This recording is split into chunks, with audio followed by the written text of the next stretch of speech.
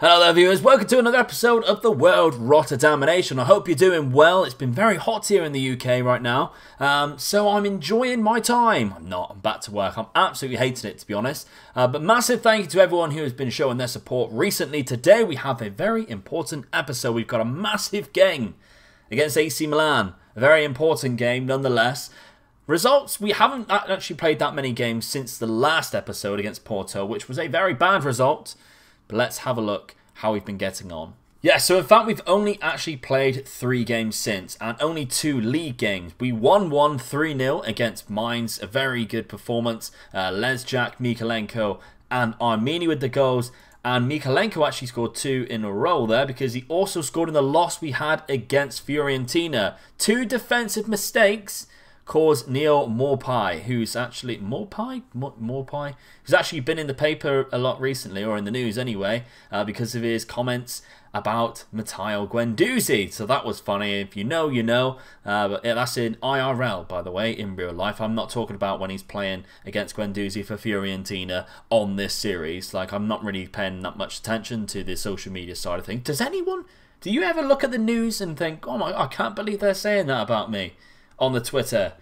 I think it's a pointless part of this game. Anyway, we also then played in a 4-2 victory against Wolfsburg in the Champions Cup group, which I think secured, yes it did, secure us qualification, which we have completely dominated, by the way. 6 wins and 1 loss, of course, against Hertha we had live. And it does look like Hertha are in the run-in to be the team to go through with us, which I'm very surprised with. We had quite a difficult group there. And I'm very happy to see us come through flourishing there with a good goal difference and everything. So, really good performance in that game. Armini again, Kyle George with 2 and Locatelli with 1. And Kyle George got man of the match because he also got an assist. Now, we do have Milan in the next game. They are second in the league. And it is at the San Siro, so that's going to be exciting. We are also going to have a player spotlight. A player who I don't think I have mentioned before, but he is on the bench today. Let's have a look at the lineup. Before we do that though, just a brief look at the league table. We're now sitting behind Stade Rennes, go figure. 26 points, they're on 28. We are now 9 points behind Lille at the top, who have dropped a couple of points recently.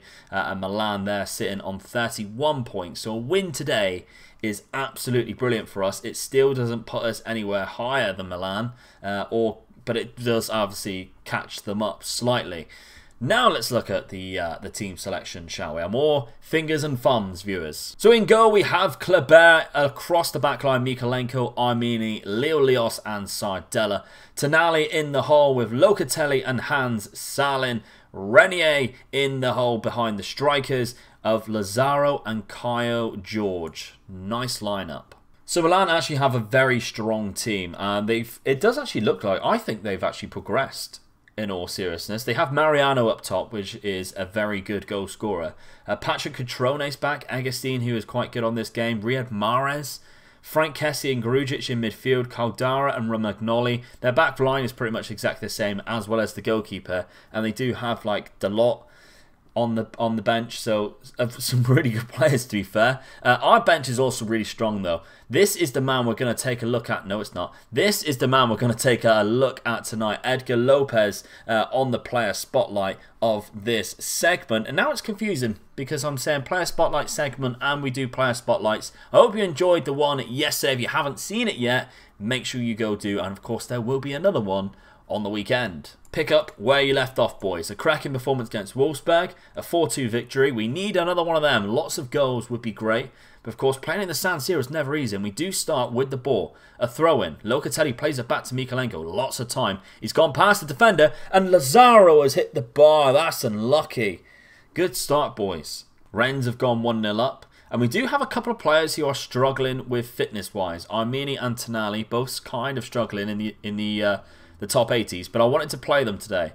This is a hard game. Sardella. Is anyone going to tackle him? They're not. And oh my god, Mikalenko's hit the bar. We've hit the web wet twice. I'm pretty sure Sardella just ran all the length of the pitch with the defender just jockeying him and not doing a thing. Leo Leos now, the free kick to Tonali, our deep line playmaker. He's found over the top ball to Kyle George. He's going to play it in. Lazaro can't quite get there. Mikalenko's going to pick it up though.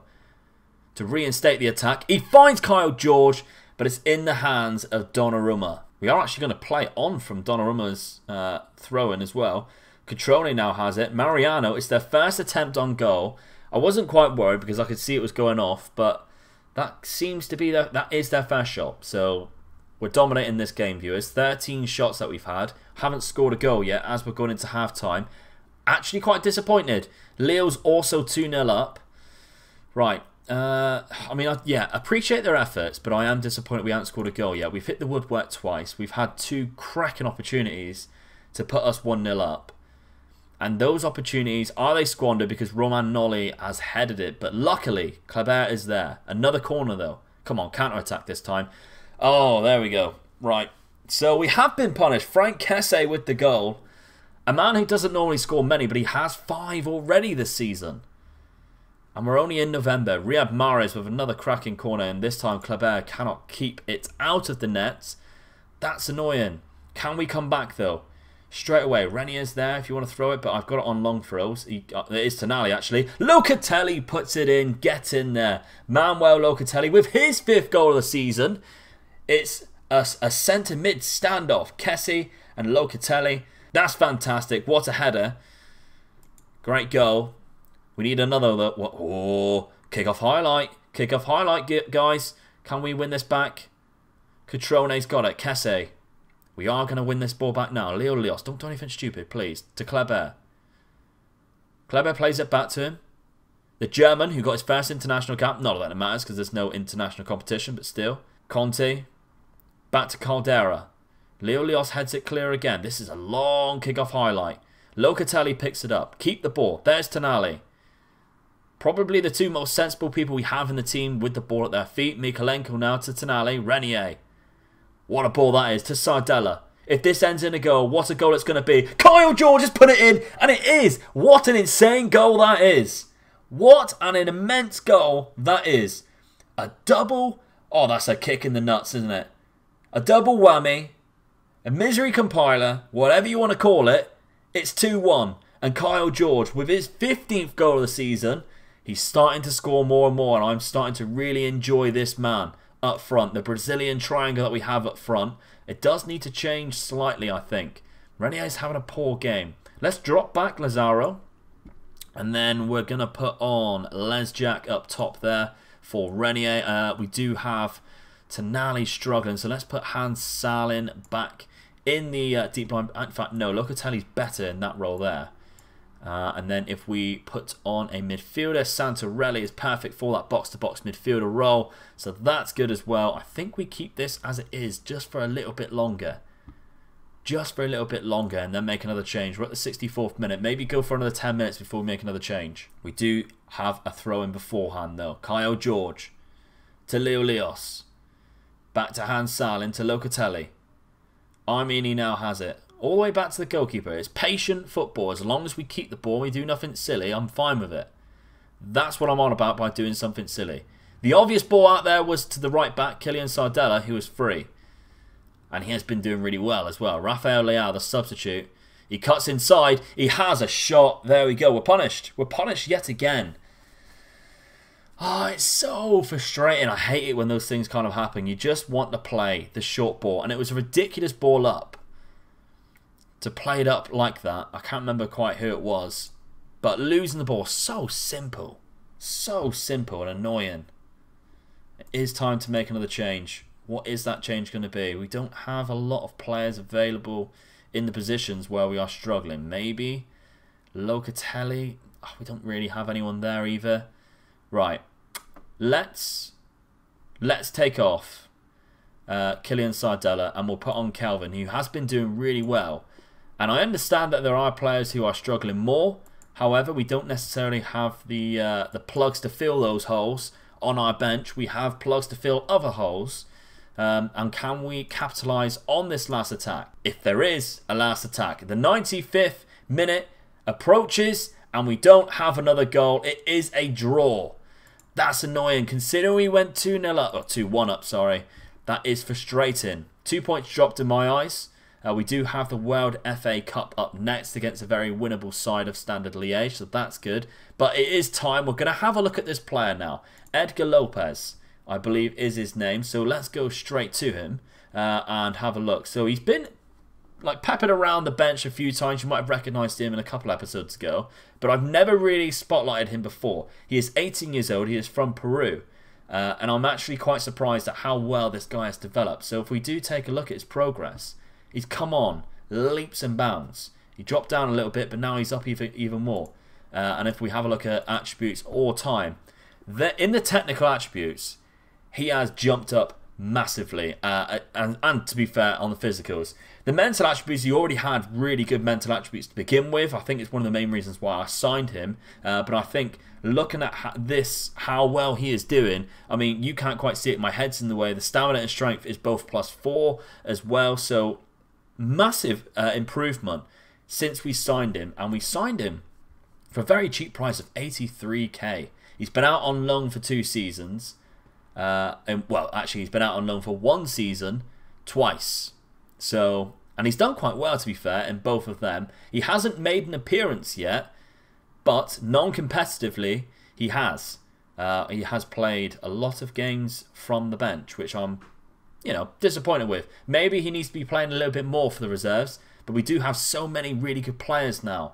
And especially in that cam role, we don't necessarily have enough positions to fit the players that we have across all 3 teams that we have. So that can cause a problem. Maybe another loan deal. I mean, he is listed for loan. We didn't have enough offers, unfortunately, to send him out. But I think another loan deal at a big club, we could be looking at a stellar player here, the Peruvian. And when I want to see this passing and I want to see this vision improve slightly as well. He doesn't have any preferred moves. So I think this is the perfect time during this little player shadowing or player spotlight to actually have a look at this. Now, what is he good at? He's good at dribbling and first touch for what it is worth. I think potentially maybe looking at knocking ball past opponent. He has good agility. So I mean, movement training.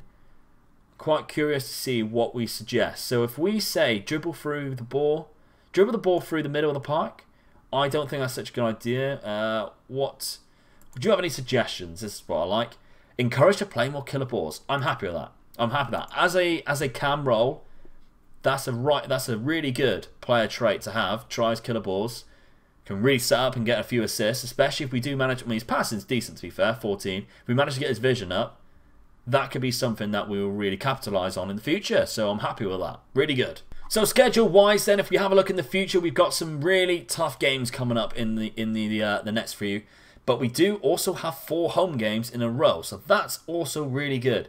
Stade Rennes coming up really soon, but what I might do is play on through now that I have the weekend before we go into Tuesday's episode next week. Maybe play it all the way down till here, so we play Rennes the 2nd time, and we have the Rennes Hertha game, or maybe the Gremio Rennes game, because the Hertha game is not necessarily important, although it could decide who tops the group. I will look at that as we get a little bit closer to the time. But anyway, I think that is best where we come back, this area here, and then we get a nice chunk of games under our belt and see where the lay of the land is in regards to the league table, whether we're still hovering around the promotion or whether we've dropped down to mid-table. I think it's going to be quite interesting to find out just that. We don't have any names on this bit, which is disappointing. I expect to see Kyle George up there, but he is not. That's annoying. But anyway, I hope you enjoyed the video. If you did, please smash that like button as we continue this huge growth on the channel. We surpassed 4,000 subscribers really quickly, and we've also gone to 4,500. So now, the dream was 5k by the start of FM21. We are so close to that already. So close to that. So if you haven't done so already, please smash that subscribe button. The likes and comments really do help get the channel being seen more. As you can probably tell by the videos that have come out recently, the growth and the views are increasing and increasing, and I'm really enjoying all of the new names and faces that I'm getting to know through the comment section or in the Discord. So please come across and join the Discord. You get the tactics, you get the download of this, and if you want the actual save game file of this, or the Kilmarnock save that we're currently doing live on Twitch at twitch.tv/MegaLukeGaming, you can get that also by pledging to the Patreon. And what I'm thinking of offering as well is, because it's just saved game files, if you want to have the saved game file of the player spotlights that we do as well, I'm going to be putting them up as soon as the episode comes up. I usually do it about 3 hours after. I'll start putting them up as well, so you can really dive into it, or you can actually take over that save if you like what they have done with that player. Take over that save and see if you can enjoy yourself playing that game. So anyway, massive thank you once again, and I'll see you for the next one. Bye bye.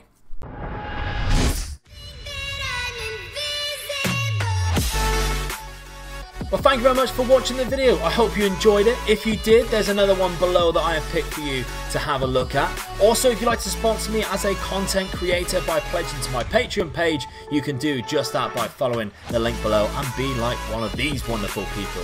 Thank you.